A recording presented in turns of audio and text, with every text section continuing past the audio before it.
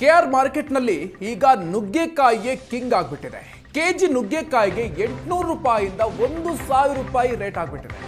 ನುಗ್ಗೆಕಾಯಿ ರೇಟ್ ಕೇಳಿ ಜನ ದೂರ ಓಡ್ತಿದ್ದಾರೆ. ಬೆಲೆ ಜಾಸ್ತಿ ಆಗಿದೆ ಅಂತ ಮಾರ್ಕೆಟ್ಗೆ ನುಗ್ಗೆಕಾಯಿ ಬರ್ತಾ ಇಲ್ಲ. ತಮಿಳುನಾಡು, ಮಹಾರಾಷ್ಟ್ರ ಕಡೆಯಿಂದ ಬರ್ತಾ ಇದ್ದಂತಹ ನುಗ್ಗೆಕಾಯಿ ಚಳಿ ಹಾಗೂ ಮಳೆಯಿಂದ ನುಗ್ಗೆಕಾಯಿ ಬೆಲೆ ದಿಢೀರಾಗಿ ಏರಿಕೆಯಾಗಿದೆ. ತರಕಾರಿಗಳ ಬೆಲೆ ದಿನದಿಂದ ದಿನಕ್ಕೆ ಹೆಚ್ಚಾಗ್ತಾ ಇದೆ. ಆದರೆ ನುಗ್ಗೆಕಾಯಿಯ ಬೆಲೆ ಕೇಳಿದ್ರೆ ಈಗ ಎಲ್ಲರೂ ಕೂಡ ಶಾಕ್ ಆಗೋ ರೀತಿಯಲ್ಲಿ ರೇಟ್ ಜಾಸ್ತಿ ಆಗ್ತಾ ಇದೆ. ಕೆಜಿ ನುಗ್ಗೆಕಾಯಿ ಬೆಲೆ 800ರಿಂದ 1000 ರೂಪಾಯಿವರೆಗೆ ಈಗ ಮಾರಾಟ ಆಗ್ತಾ ಇದೆ.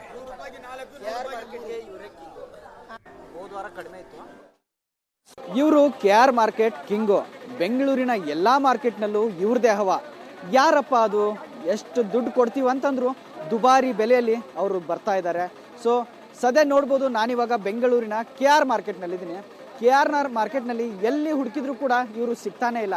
ಜನರು ನಾವು ಜಾಸ್ತಿ ದುಡ್ಡು ಕೊಡ್ತೀವಿ ಅಂತಂದ್ರು ಇವ್ರಿಗೆ ಬೇಡಿಕೆ ಜಾಸ್ತಿ ಆಗಿದೆ. ಇಲ್ಲಿ ಗಮನಿಸ್ತಾ ಹೋಗ್ಬೋದು, ತರಕಾರಿ ಮಾರ್ಕೆಟ್ನಲ್ಲಿ ಎಲ್ಲ ತರಕಾರಿಗಳು ನಮಗೆ ಸಿಗ್ತಾ ಇದೆ, ಆದರೆ ಇವರು ನಮಗೆ ಸಿಗ್ತಾ ಇಲ್ಲ.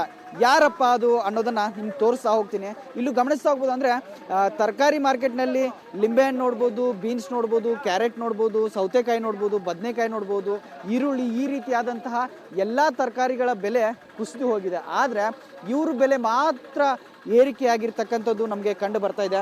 ಸದ್ಯ ನಿಮಗೆ ಅವ್ರನ್ನ ಭೇಟಿ ಮಾಡಿಸ್ತಾ ಹೋಗ್ತೀನಿ. ಇಲ್ಲಿ ಗಮನಿಸ್ತಾ ಹೋಗ್ಬೋದು, ಮಾರ್ಕೆಟ್ನಲ್ಲಿ ಒಬ್ಬರು ಇಲ್ಲಿದ್ದಾರೆ, ಇವರೇ ಕಿಂಗ್ ಅಂತಾನು ಹೇಳ್ಬೋದು. ಸೊ ಈ ರೀತಿಯಾದಂಥ ಒಂದು ಇಲ್ಲಿ ನೋಡ್ಬೋದು, ಯಾರು ಕಿಂಗಪ್ಪ ಅಂತಂದ್ರೆ ಈಗ ಸದ್ಯಕ್ಕೆ ಕೆಆರ್ ಮಾರ್ಕೆಟ್ಗೆ ಇವರೇ ಕಿಂಗು. ಇಲ್ಲಿ ನೋಡ್ಬೋದು ಎಷ್ಟು ರೇಟ್ ಆಗಿದೆ ಅನ್ನೋದನ್ನ ಅವ್ರ ಬಾಯಲ್ಲೇ ಕೇಳ್ತಾ ಹೋಗ್ತೀನಿ. ಕಳೆದ ವಾರಕ್ಕೂ ಈ ವಾರಕ್ಕೂ 10 ಇದು ಜಾಸ್ತಿ ಆಗಿದೆ ಸರ್. ಹೋದ ವಾರ ಕೆಳದಿನ ವಾರ 200 ರೂಪಾಯಿ ಇತ್ತು, ಈ ವಾರ 800 ರೂಪಾಯಿ ಕೆಜಿ. ಎಲ್ಲಿ ಸಿಕ್ಕಿಲ್ಲ. ಅದು ಒಂದು ಮೂಟೆ ತರಕ್ಕೆ 8,000 ರೂಪಾಯಿ ಎಲ್ಲ ಕೆಜಿ ಕೊಟ್ಟಿದ್ದೀನಿ ಸರ್. ಈಗ ತರಕಾರಿ ಮಾರ್ಕೆಟ್ನಲ್ಲಿ ನೀವು ಒಬ್ಬರೇ ನುಗ್ಗೆಕಾಯಿಯನ್ನ ತೆಗೆದುಕೊಂಡು ಬರ್ತಾ ಇದ್ದೀರಿ. ಸೊ ಎಲ್ಲಿಂದ ತರ್ತಾ ಇದ್ದೀರಿ?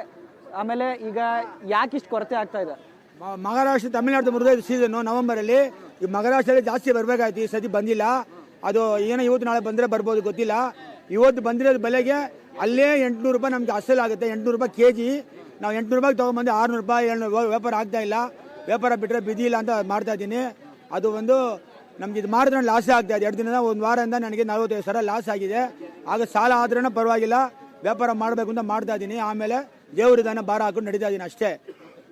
ಅಂದ್ರೆ ತರಕಾರಿ ಮಾರ್ಕೆಟ್ನಲ್ಲಿ ನೀವು ಒಬ್ಬರೇ ನುಗ್ಗೆಕಾಯಿನ ಮಾರ್ಕೊಂಡು ನೀವು ಧೈರ್ಯ ಮಾಡಿ ಯಾವ ರೀತಿ ತರ್ತಾ ಇದ್ದೀರಿ ಸರ್ ಅದನ್ನ? ಏನಂದ್ರೆ ಇದು ಬಿಟ್ಟರೆ ನಮಗೆ ಬಿದ್ದಿ ಇಲ್ಲ, ವ್ಯಾಪಾರ ಮಾಡೋದು ಬೇರೆ ದಾರಿ ಇಲ್ಲ. ನಾನು ಇದೇ 40 ನಿಮಿಷ ಮಾರೋದು. ನಾನು ಸಿಕ್ಕಿದಾಗ ಇರುವಾಗ 200 ರೂಪಾಯಿ ಮೂಟೆ ಇತ್ತು, 100 ಕೆಜಿ ಮೂಟೆ 200 ರೂಪಾಯಿ ಇತ್ತು. ಇವಾಗ 40 ಕೆಜಿ ಮೂಟೆ ಮಾಡಿ 24,000. ನಾನು ಇವತ್ತು ತೊಗೊಂಬಂದೆ, ಅದು 24,000 ಮಂದಿ. ನಮ್ಮ 3 ದಿನದ ಕಾಸು ಆಗ್ತಾ ಇಲ್ಲ. ನನಗೆ ಕಷ್ಟ ಇದೆ. ನಾನು ಏನು ಮಾಡೋದು? ನಾವು ಶುಗರ್ ಪೇಷಂಟು. ನುಗ್ಗೆಕಾಯಿ ಸೀಸನ್, ಮದುವೆ ಸೀಸನ್ಗೆ ನಾನು ತಂದಿರೋದು, ಮದುವೆ ನಮ್ಗೆ ತಂದಿರೋದು. 1-2 ಮನೆ ತಿನ್ನೋರು ಯಾರು ತೊಗೊಳ್ತಾ ಇಲ್ಲ. ಬೇಕೇ ಬೇಕು, ಮದುವೆಗೆ ಆಗಲೇಬೇಕು ಅಂತ ಅವರು ದುಡ್ಡು ಮಕ್ಕ ನೋಡಲ್ಲ. ಅದು ಎಷ್ಟಾದ್ರೂ ಆಗ್ಲಿಂದ ಆಗ್ತಾರೆ ಅಷ್ಟೇ. ತಿನ್ನೋರು ತುಂಬ ಬಡವರು, ಅಯ್ಯೋ 50 ರೂಪಾಯಿ ಒಂದು, 60 ರೂಪಾಯಿ ಒಂದು ಎದುರ್ಕೊಂಡು ಎಷ್ಟು ಜನ ಓಡುತ್ತಾರೆ. ಎಲ್ಲರೂ ಕೂಡ ಒಂದು ಜಾಸ್ತಿ ಬೇಡಿಕೆ ನಮಗೆ ಕೇಳ್ತಾ ಇದ್ದಾರೆ. ಯಾರು ಕೂಡ ಅಂದ್ರೆ ತರಕಾರಿ ಮಾರ್ಕೆಟ್ಗೆ ಬರೋರು ಬೆಲೆ ಕೇಳಿಯೇ ಕೂಡ ಇಲ್ಲಿ ಶಾಕ್ ಆಗ್ತಾ ಇದ್ದಾರೆ ಅಂತ ಇಲ್ಲಿ ಇವರು ಹೇಳ್ತಾ ಇದ್ದಾರೆ. ಕ್ಯಾಮ್ರಾ ಪರ್ಸನ್ ನಾಗರಾಜ್ ಜೊತೆ ನಟರಾಜ್, ಏಷ್ಯಾನೆಟ್ ಸುವರ್ಣ ನ್ಯೂಸ್, ಬೆಂಗಳೂರು.